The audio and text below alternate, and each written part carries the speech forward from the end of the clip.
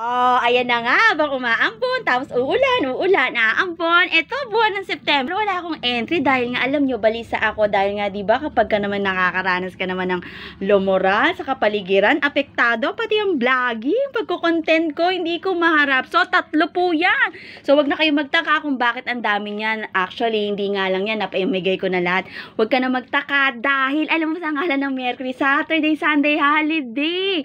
Mula, sa Grace Park, no? Grace Park to People's Park. Ilang Mercury yan?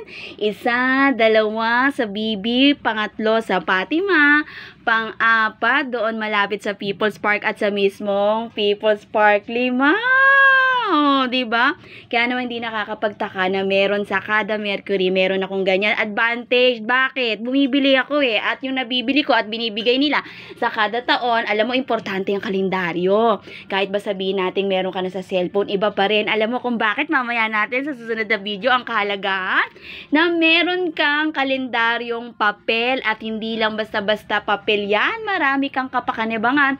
Iba-ibang kalendaryo, iba-ibang disenyo, iba-ibang gamit at iba-iba ang nilalaman at iba-iba ang nakasaad. Alam mo naman kapag kalendaryo 15:30 lang ang ating inaabangan. Sa next, sinati-hati ko talaga kasi alam niyo sa Reels ang hirap mag-upload pagka lumampas ako ng 60 minutes. Sa susunod, eto na.